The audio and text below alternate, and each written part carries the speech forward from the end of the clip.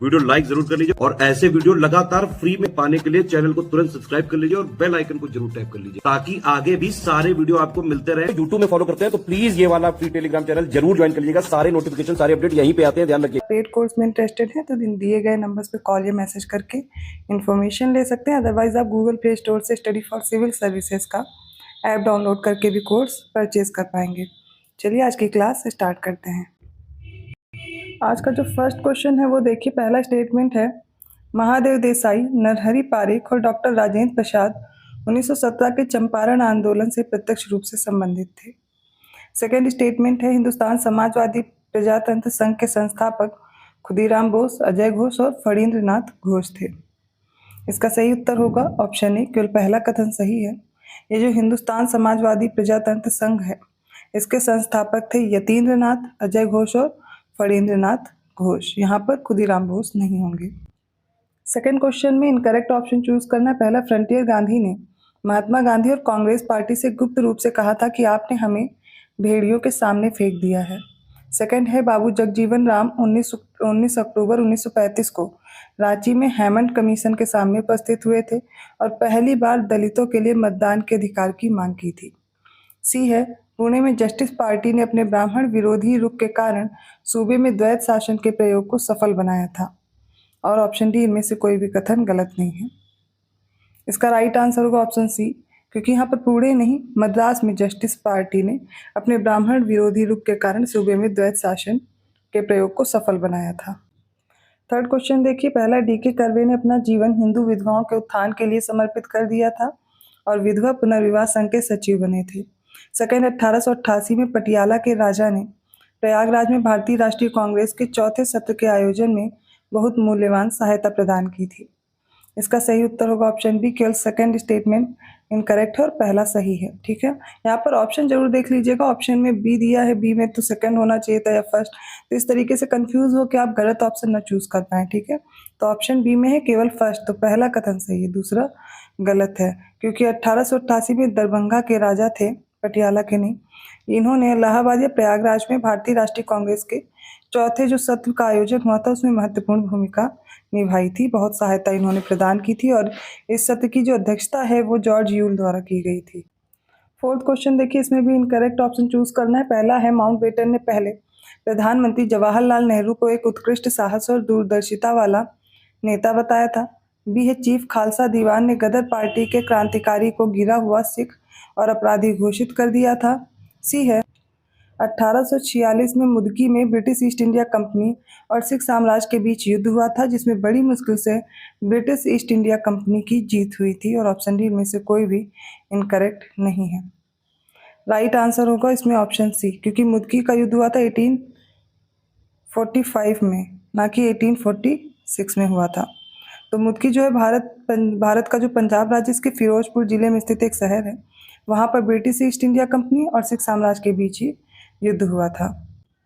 Fifth question है incorrect option choose करें। पहला, ईश्वर चंद्र विद्यासागर ने बाल विवाह के विरुद्ध चिकित्सकीय मत को रखने के लिए काम किया था।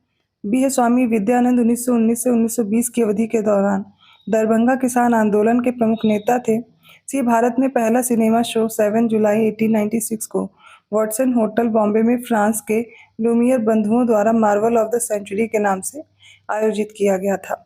डी है डॉक्टर भीमराव जी अंबेडकर ने 1945 में people's education society of India की स्थापना की थी। इसका राइट आंसर होगा ऑप्शन ए, गलत है, क्योंकि यहाँ पर बाल विवाह के विरुद्ध जो चिकित्सकीय मत को रखने का काम किया था वो अक्षय कुमार दत्त ने किया था। सिक्स्थ क्वेश्चन है इनकरेक्ट ऑप्शन चूज करें। पहला है जीवी मावलंकर को, जो कि 1946 में केंद्रीय विधानसभा के अध्यक्ष बने थे, औपचारिक विग को त्यागने और गांधी टोपी पहनकर सदन की अध्यक्षता करने वाले ये पहले अध्यक्ष थे। बी है 1936 में भीमराव जी अंबेडकर ने इंडिपेंडेंट लेबर पार्टी की स्थापना की।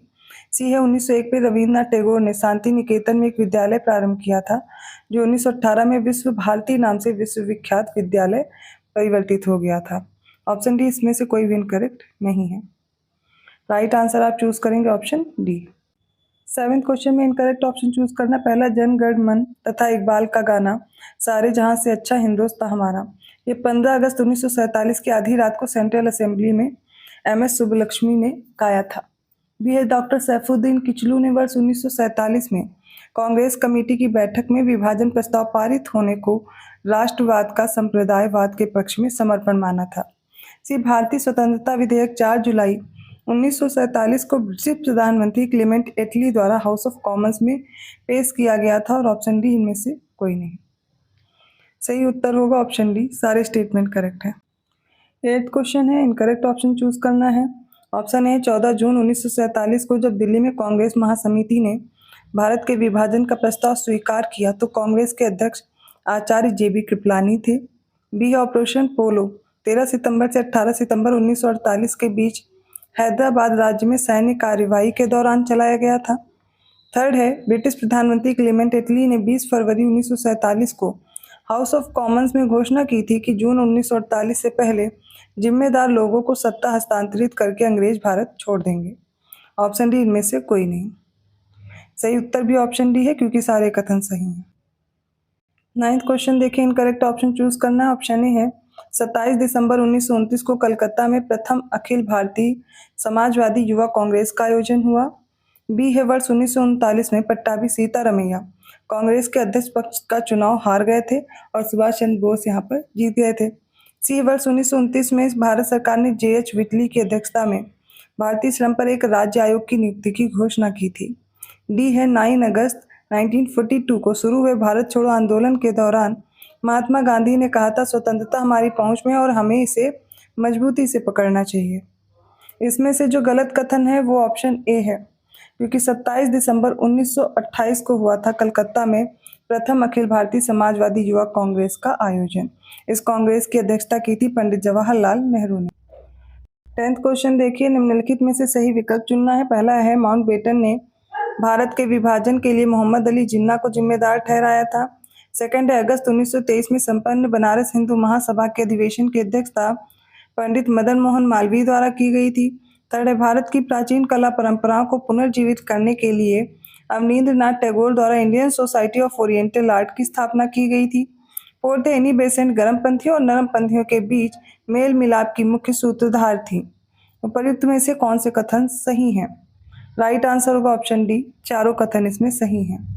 11th क्वेश्चन में देखिए, सही विकल्प चुनना। पहला, जॉन फॉस्टर डलास ने स्वतंत्रता के बाद भारत की तटस्थता की नीति को अनैतिक निष्पक्षता कहा है।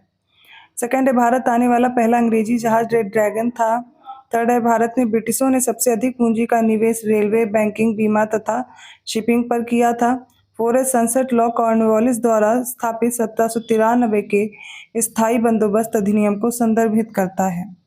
सही उत्तर हो जाएगा ऑप्शन डी, सारे स्टेटमेंट करेक्ट हैं। 12th क्वेश्चन में सारे स्टेटमेंट देखिए। पहला है लिटन साहित्य जगत में ओवेन मेरिडेथ के नाम से प्रसिद्ध थे। सेकंड है फ्लोरेंस नाइटिंगेल ने रिपन को भारत का उद्धारकर्ता कहा था। थर्ड है कर्जन ने 1899 में कलकत्ता कॉरपोरेशन एक्ट पारित किया था। फोर्थ है कलकत्ता के फोर्ट विलियम का प्रथम सभापति चार्ल्स आयर था। फिफ्थ है वेलेजली ने भारत में बैप्टिस्ट मिशनरियों की गतिविधियों को निवेशक माना था। राइट आंसर होगा ऑप्शन डी, सारे स्टेटमेंट करेक्ट हैं। 13th क्वेश्चन देखिए, गलत विकल्प चुनना है। ऑप्शन ए है होलकर सरकार 25 दिसंबर 1805 को राजपुर घाट की संधि के माध्यम से अंग्रेजों के साथ सहायक गठबंधन स्वीकार करने वाले मराठा राज्यों से यशवंतराव होलकर अंतिम थे। बी है 1975 में डलहौजी द्वारा सिक्किम का भारत में विलय कर दिया गया था। थर्ड है censorship of press act Ripon से संबंधित है। डी है युवाओं को बहादुर बनाने और उन्हें अपने देश की आज़ादी के लिए लड़ने में सक्षम बनाने के लिए बाल गंगाधर तिलक द्वारा लाठी क्लब की स्थापना की गई थी। इसमें से जो इनकरेक्ट ऑप्शन है वो है सी, सेंसरशिप ऑफ प्रेस एक्ट आया था वेलेजली से संबंधित है ये, ना कि रिपन से। तो यहाँ पर रिपन गलत हो जाएगा, बाकी सही है। 14th क्वेश्चन देखिए, सही विकल्प चुनना। पहला है लाला लाजपत राय ने कांग्रेस सम्मेलनों को शिक्षित भारतीयों का वार्षिक राष्ट्रीय मेला कहा था। सेकंड है 22 दिसंबर 1947 को भारतीय स्वतंत्रता विधेयक को ब्रिटेन में शाही स्वीकृति मिल गई थी। थर्ड है कॉर्नवालिस ने शिकायत की थी कि भू राजस्व के दुष्प्रभाव के कारण बंगाल का 1/3 हिस्सा केवल वनचरों द्वारा बसाए गए जंगल में प्रत्यावर्तित हो गया है। फोर्थ है केंद्र और रियासतों के बीच सत्ता का विभाजन और रियासतों में द्विशासन मोंटेफोर्ड सुधार की सबसे महत्वपूर्ण विशेषताएं थी। इसमें देखिए सेकंड स्टेटमेंट इनकरेक्ट है, बाकी सारे सही हैं क्योंकि भारतीय स्वतंत्रता विधेयक इसको स्वीकृति मिली थी 18 जुलाई 1947 को, इसलिए ऑप्शन सी करेक्ट होगा। 15 क्वेश्चन देखते हैं, सही विकल्प चुनना है। पहला, एशियाटिक सोसाइटी ऑफ बंगाल की स्थापना 15 जनवरी 1786 को एक ब्रिटिश वकील और ओरिएंटलिस्ट सर विलियम जोन्स द्वारा ओरिएंटल अध्ययन को प्रोत्साहित करने के लिए की गई थी। सेकंड है, मनोरंजन प्रसाद सिंह ने ब्रिटिश उपनिवेशवाद के खिलाफ बंगाली में लोकप्रिय कविता फिरंगिया लिखी थी। थर्ड है, ब्रिटिश भारत में केंद्रीय राजस्व का कुल 60% सैन्य बलों पर खर्च किया जाता था। फोर्थ है, फोर्ट विलियम कॉलेज को 1802 में बंद कर दिया गया था। इसमें से जो सही उत्तर होगा वो हो जाएगा ऑप्शन डी, केवल चौथा कथन सही है, बाकी सारे गलत हैं, क्योंकि एशियाटिक सोसाइटी ऑफ बंगाल की जो स्थापना हुई थी वो 1784 में हुई थी, एशियाटिक सोसाइटी ऑफ बंगाल। फिर ये जो मनोरंजन प्रसाद ने फिरंगिया लिखी थी, ये भोजपुरी में लिखी थी, ना कि बंगाली में लिखी थी। और ब्रिटिश भारत में केंद्रीय राजस्व का कुल 40% सैन्य बलों पर खर्च किया जाता था, ना कि 60%। राइट आंसर ऑप्शन डी होगा। 16 क्वेश्चन देखते हैं। पहला स्टेटमेंट है, प्रशासनिक सुधार के अंतर्गत सबसे पहले वॉरेन हेस्टिंग्स ने 1772 में कोर्ट ऑफ डायरेक्टर्स के आदेशानुसार बंगाल में द्वैत शासन की समाप्ति की घोषणा की थी और राजकीय कोषागार को मुर्शिदाबाद से कलकत्ता स्थानांतरित कर दिया था। सेकंड है, धोंदो केशव कर्वे ने 1899 ईस्वी में पूना में विधवा आश्रम की स्थापना की थी। थर्ड है, पब्लिक वर्क्स डिपार्टमेंट को 1845 to 55 की ईस्वी एडी के दौरान स्वरूप देने वाले डलहौजी थे। मतलब ये बताया जा रहा है, जो PWD बोलते हैं आप, उसके बारे में कि 1845 से 1855 के दौरान इसको जो वास्तविक स्वरूप दिया वो डलहौजी ने दिया था। फोर्थ है, कार्ल मार्क्स ने औपनिवेशिक भारत के आर्थिक इतिहास को 3 चरणों मुक्त व्यापार, वाणिज्यिक पूंजीवाद और वित्तीय साम्राज्यवाद में विभाजित कर दिया था। इसका सही उत्तर होगा, केवल चौथा कथन गलत है, बाकी सारे सही हैं, क्योंकि ये कार्ल मार्क्स ने नहीं किया था, ये किया था रजनीपाल में दत्त ने। 17 क्वेश्चन है, इनमें से गलत विकल्प चुने। पहला है, नॉर्थ ब्रुक के समय में पंजाब में कूका आंदोलन हुआ। सेकंड है, रिपन के समय पर वित्तीय विकेंद्रीकरण की नीति का नियमितीकरण हुआ। सी, लैंसडाउन के समय पर स्थानीय सुशासन के संबंध में सरकारी प्रस्ताव आया 1882 का। और लॉर्ड हार्डिंग द्वितीय है 1911 में बंगाल प्रेसिडेंसी की स्थापना होती, इनमें से कौन सा इनकरेक्ट है। चलिए एक एक करके देखते हैं। नॉर्थ ब्रुक का जो समय था 1872 से 1876 के बीच था और पंजाब में इसी के समय पर कूका आंदोलन हुआ। रिपन का समय था 1880 से 1884, तो इसके समय पर वित्तीय विकेंद्रीकरण की नीति आई और स्थानीय सुशासन के संबंध में सरकारी प्रस्ताव इसी के समय पर आया था। तो लैंसडाउन गलत दिया गया है। लैंसडाउन के समय पर, और यही राइट आंसर होगा क्योंकि यही गलत हो गया, लैंसडाउन के समय पर भारत और अफगानिस्तान के मध्य जो सीमा निर्धारण हुआ था, डूरंड आयोग की स्थापना 1893 में हुई थी, क्योंकि इसका समय था 1888 से 1894। हार्डिंग द्वितीय के समय ये बंगाल प्रेसिडेंसी की स्थापना हुई थी, जैसे कि बम्बई और मद्रास प्रेसिडेंसी थी, उसी तरह इसका समय याद कर लीजिए 1910 से 1916 था। 18th क्वेश्चन है, क्रोनोलॉजिकल ऑर्डर में लगाएं। जलियांवाला बाग हत्याकांड, चौरी चौरा कांड, कांग्रेस के लाहौर अधिवेशन में पूर्ण स्वराज का प्रस्ताव पारित और बर्मा भारत से कब अलग हुआ। एक एक को करते हैं। सबसे पहले 1919 में हुआ था जलियांवाला बाग हत्याकांड, चेम्सफोर्ड के समय पर। रीडिंग के समय पर हुई थी चौरी चौरा की घटना 4 फरवरी 1922 को। कांग्रेस का जो लाहौर अधिवेशन हुआ था इरविन के समय पर 1929 में हुआ था, जब पूर्ण स्वराज की मांग की गई थी और इसके अध्यक्ष थे जवाहरलाल नेहरू। बर्मा को भारत से अलग किया गया था 1935 में और इस समय था विलिंगटन। इसका करेक्ट आंसर अब आप देख लेंगे, हो जाएगा 1 2 3 4, ऑप्शन ए करेक्ट है। 19वां प्रश्न देखिए। पहला, जहांगीर का शासनकाल मुगल चित्रकला का स्वर्ण युग कहलाता है। सेकंड है, उस्ताद, मुगल चित्रकारों को उस्ताद की उपाधि दी जाती थी।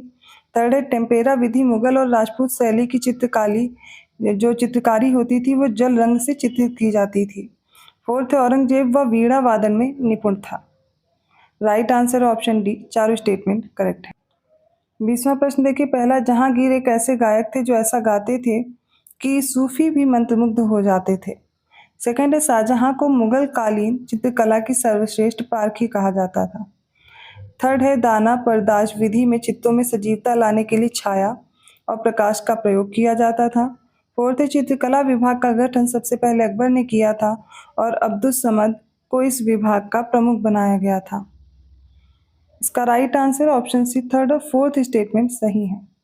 पहला गलत है क्योंकि जहांगीर नहीं गायक थे, गायकों में से थे शाहजहां, और जहांगीर को मुगल कालीन चित्रकला का सर्वश्रेष्ठ पारखी माना जाता था। तो बस यही गलत दिए गए थे, इनको क्या करेंगे हम लोग, हटाएंगे, तो ऑप्शन सी करेक्ट होगा।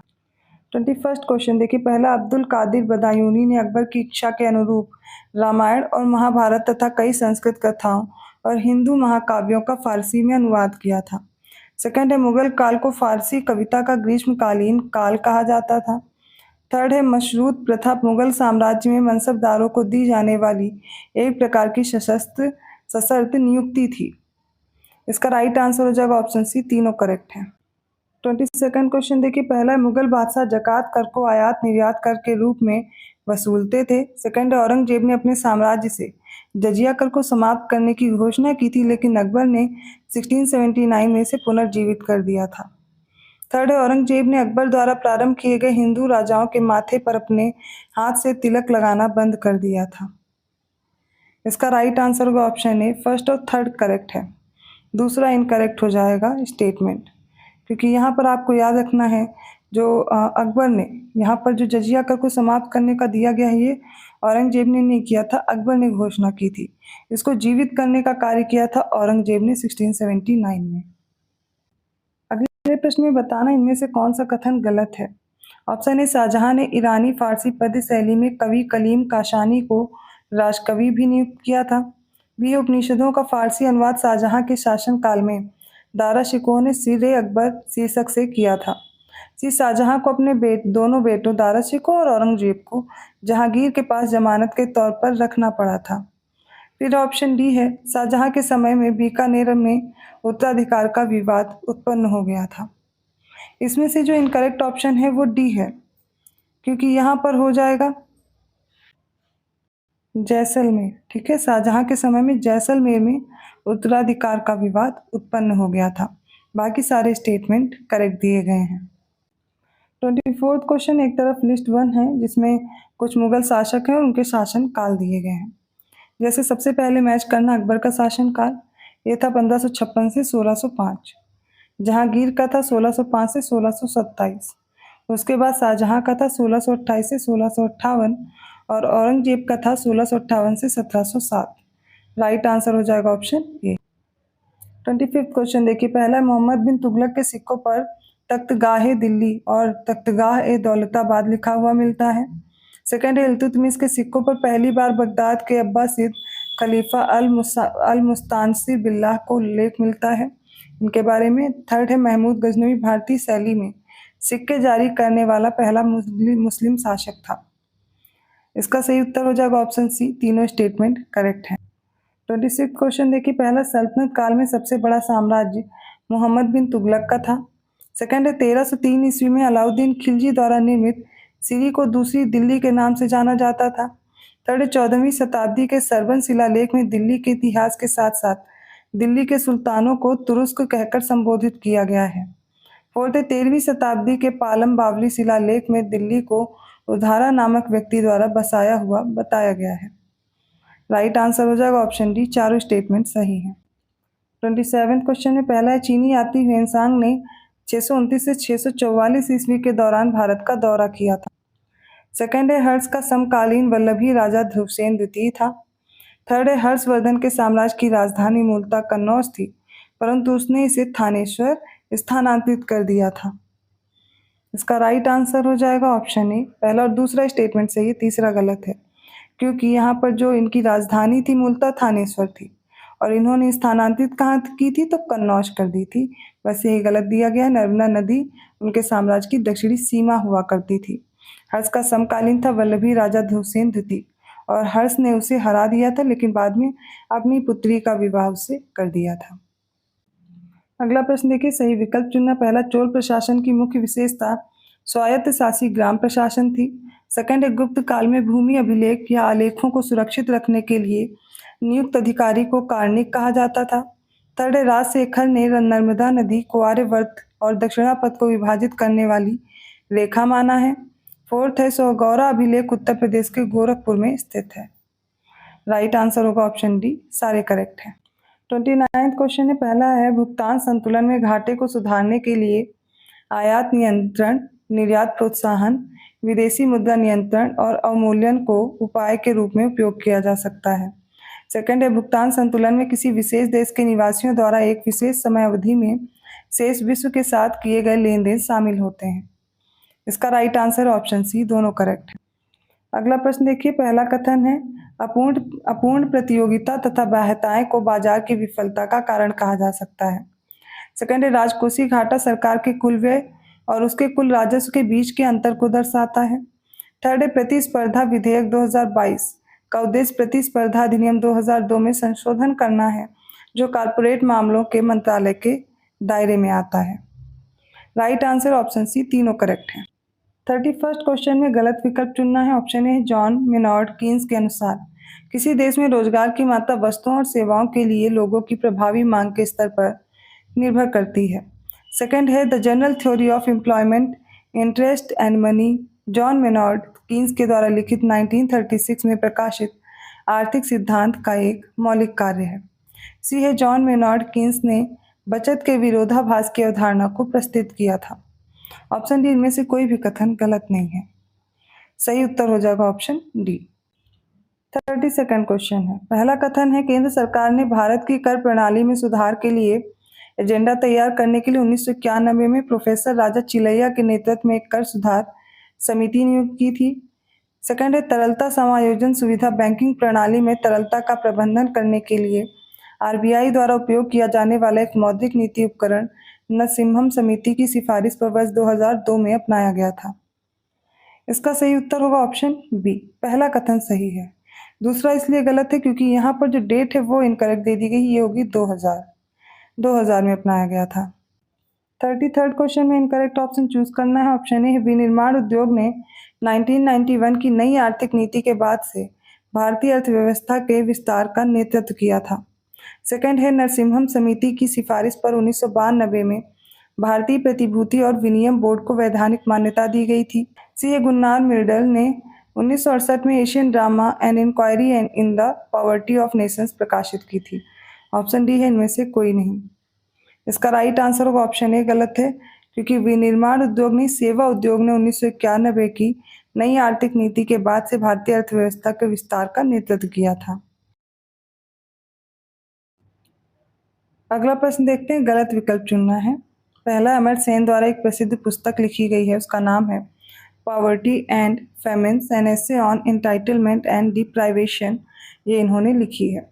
फिर है जिम्मी सोनी, ये एक अमेरिकी लेखक हैं और इन्होंने लिखा the founders the story of PayPal and entrepreneurs, ठीक है, जिन्होंने ये पुस्तक लिखी। उसके आगे की भी है, ये पूरी पुस्तक का नाम नहीं पढ़ा मैंने, वो शेप्ड सिलिकॉन वैली, ठीक है, ये पूरी पुस्तक का नाम है। तो अगला जो ऑप्शन है वो देशों को माध्यम और दीर्घकालिक भुगतान संतुलन की समस्याओं से निपटने में मदद करने के लिए आईएमएफ द्वारा 1974 में विस्तारित निधि सुविधा की स्थापना की गई थी। ऑप्शन डी इनमें से कोई नहीं। राइट आंसर होगा ऑप्शन डी, इनमें से कोई भी कथन गलत नहीं है, सब सही है। 35वां क्वेश्चन है, गलत विकल्प चुनना है। पहला है कारक मूल्य सामान्यीकरण एक आर्थिक सिद्धांत है जिसे 1948 में पॉल ए सैमुएल्सन द्वारा प्रतिपादित किया गया था। बी है 1890 में अल्फ्रेड मार्शल द्वारा पूर्ति और मांग का सिद्धांत दिया गया था। सी है पॉल एंथोनी सैमुएल्सन ने उधार दे कोष सिद्धांत दिया था, लोनेबल फंड थ्योरी दी थी। ऑप्शन डी इनमें से कोई भी इनकरेक्ट नहीं है। इसका राइट आंसर होगा ऑप्शन सी, इसमें जो उधार दे कोष सिद्धांत ये गलत दिया है, ये एएच हेंसन ने दिया था, ना कि पॉल एंथोनी सैमुएल्सन ने। 36 क्वेश्चन है, उरुग्वे राउंड निम्नलिखित में से किस अंतरराष्ट्रीय संगठन से संबंधित है। ऑप्शन ए है संयुक्त राष्ट्र पर्यावरण कार्यक्रम, ऑप्शन बी है संयुक्त राष्ट्र विकास कार्यक्रम, ऑप्शन सी विश्व व्यापार संगठन और ऑप्शन डी इनमें से कोई नहीं। इसका राइट आंसर होगा WTO, ऑप्शन सी करेक्ट है, वर्ल्ड ट्रेड ऑर्गेनाइजेशन या विश्व व्यापार संगठन द्वारा। 37 क्वेश्चन देखिए, पहला लेन देन की मात्रा और मांगे गए धन की मात्रा में अप्रत्यक्ष संबंध होता है। सेकंड है मिल्टन फ्रीडमैन के अनुसार मुद्रा का परिमाण सिद्धांत मुद्रा की मांग का सिद्धांत है। थर्ड है पैसे की लेन देन की मांग के संदर्भ में वर्गमूल नियम का विकास अमेरिकी अर्थशास्त्री विलियम जैक बॉमेल द्वारा किया गया था। इसका right answer option D, second और थर्ड सही है, पहला गलत है क्योंकि लेन देन की मात्रा और मांगे गए धन की मात्रा में सीधा संबंध होता है। 38 क्वेश्चन है, पहला कथन है, प्रतिवर्ष मार्च के अंतिम शनिवार को आयोजित होने वाला अर्थ आवर प्रकृति के लिए विश्व वन्यजीव कोष की वार्षिक पहल है, जिसे 2007 में शुरू किया गया था। सेकंड है, टाइलर पुरस्कार पर्यावरण संरक्षण के संबंध में दिया जाता है। सही उत्तर हो जाएगा ऑप्शन सी, दोनों करेक्ट हैं।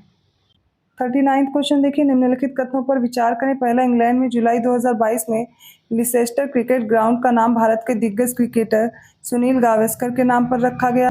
सेकंड है, राष्ट्रीय वन नीति 1988 में प्रस्तावित किया गया कि पारिस्थितिक संतुलन को मजबूत करने के लिए 33% क्षेत्र वन के अंतर्गत होना चाहिए। इसका सही उत्तर है ऑप्शन सी, दोनों करेक्ट हैं।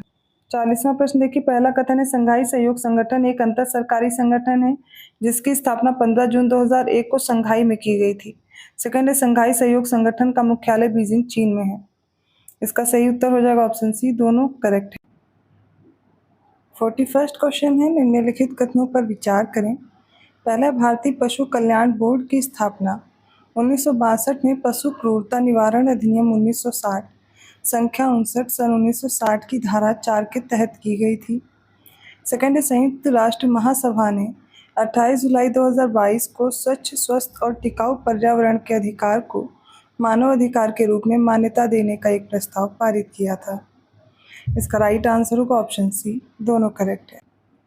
42वां क्वेश्चन है, पहला कथन है, जैविक अपशिष्टों द्वारा जल प्रदूषण को बायोकेमिकल ऑक्सीजन डिमांड के संदर्भ में मापा जाता है। सेकंड है, ग्रीन मफलर हरे पौधे लगाकर ध्वनि प्रदूषण को नियंत्रित करने के लिए अपनाया गया एक उपाय है। राइट आंसर हो जाएगा ऑप्शन सी, दोनों करेक्ट हैं। 43वां क्वेश्चन में देखिए, पहला कथन है, एजेंडा 21 1992 में ब्राज़ील के रियो डी जेनेरियो में आयोजित पृथ्वी शिखर सम्मेलन का एक उत्पाद है। सेकंड है, एजेंडा 21 का सीधा संबंध आर्थिक विकास से है।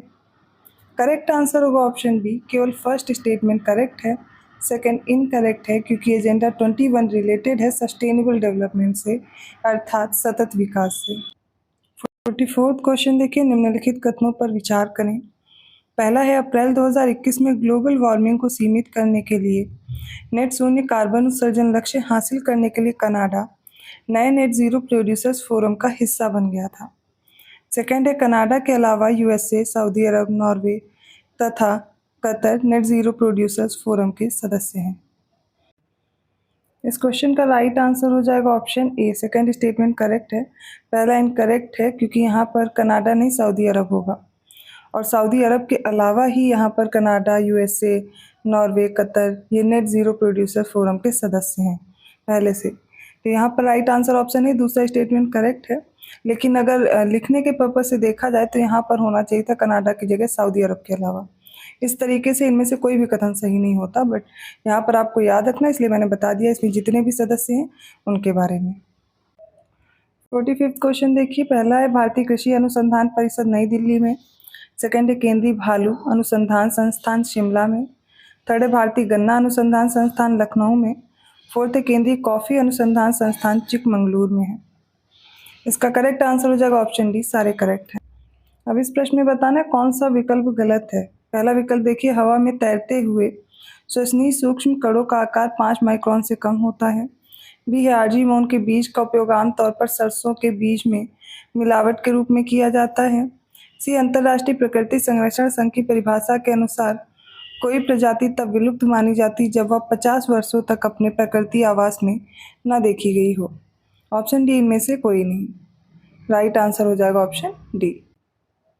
47वां क्वेश्चन देखिए, इनकरेक्ट ऑप्शन चूज करना है। पहला है, भारतीय पारिस्थितिकी और पर्यावरण संस्थान की स्थापना 5 जून 1980 को विश्व पर्यावरण दिवस के अवसर पर की गई थी। सेकंड है, हीलियम गैस एक अक्रिय और गैर ज्वलनशील गैस है जिसका उपयोग मौसम संबंधी अवलोकनों के लिए गुब्बारे भरने में किया जाता है। इसका करेक्ट आंसर होगा ऑप्शन डी, में से कोई भी कथन गलत नहीं है, सारे सही। अगला प्रश्न देखिए, पहला कथन है, गोवा का चोराव द्वीप एक संरक्षित कच्छ वनस्पति या मैंग्रोव क्षेत्र है। सेकंड है, भूटान विश्व का प्रथम कार्बन नेगेटिव देश है। थर्ड स्टेटमेंट है, सल्फर तथा नाइट्रोजन के ऑक्साइड सार्वत्रिक तापन ग्लोबल वार्मिंग, अर्थात ये जो हम लोग बोलते हैं ना ग्लोबल वार्मिंग, उसी को हिंदी में लिखा गया है, इससे सीधे योगदान नहीं करते हैं। फोर्थ है, आर्ने नीस ने वर्ष 1973 में सबसे पहले गहन पारिस्थितिकी डीप इकोलॉजी शब्द का प्रयोग किया था। करेक्ट आंसर हो जाएगा ऑप्शन डी, सारे स्टेटमेंट करेक्ट हैं। 49 क्वेश्चन देखते हैं। पहला स्टेटमेंट है, भारत के पहले राष्ट्रीय समुद्री जैव विविधता केंद्र का उद्घाटन 2011 में जामनगर गुजरात में किया गया था। सेकंड है, पारिस्थितिकी पदचिन्ह या पदछाप आमतौर पर वैश्विक हेक्टेयर में मापा जाता है, ग्लोबल हेक्टेयर्स में। थर्ड है, पिक्नोक्लाइन किसी जल निकाय में घनत्व प्रवणता का प्रतिनिधित्व करती है। थर्मोक्लाइन क्या रिप्रेजेंट करेगा, जो ये लवणता प्रवणता होती है जल का, उसको। हेलोक्लाइन किसी जल निकाय में गहराई के साथ तापमान में परिवर्तन को दर्शाती है। सही उत्तर है ऑप्शन ए। फोर्थ और फिफ्थ इनकरेक्ट है, बाकी सही है। थर्मोक्लाइन क्या होगा, तापमान बढ़ता है गहराई में जाने के साथ या घटता है, इसमें जो परिवर्तन है वो मापते हैं। हेलोक्लाइन क्या करता है, जल निकाय में लवणता प्रवणता का प्रतिनिधित्व करेगा, अर्थात सैलिनिटी ग्रेडियंट को मापने का कार्य करेगा। तो यहाँ पर राइट आंसर होगा ऑप्शन ए। अगला प्रश्न देखिए, सही विकल्प चुनना है। पहला, यूकेलिप्टिस के पौधे को उनकी अत्यधिक जल धारण क्षमता के कारण पर्यावरण शत्रु घोषित किया गया है। सेकंड, भारतीय संविधान विश्व का पहला संविधान है जिसमें पर्यावरण संरक्षण के लिए विशिष्ट प्रावधान है।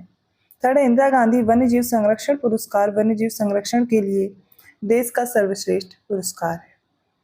करेक्ट आंसर होगा यहाँ पर ऑप्शन डी, थर्ड स्टेटमेंट गलत है, क्योंकि राजीव गांधी वन्यजीव पुरस्कार दिया जाता है वन्यजीव संरक्षण के लिए और ये देश का सर्वश्रेष्ठ पुरस्कार है। बाकी सारे सही हैं।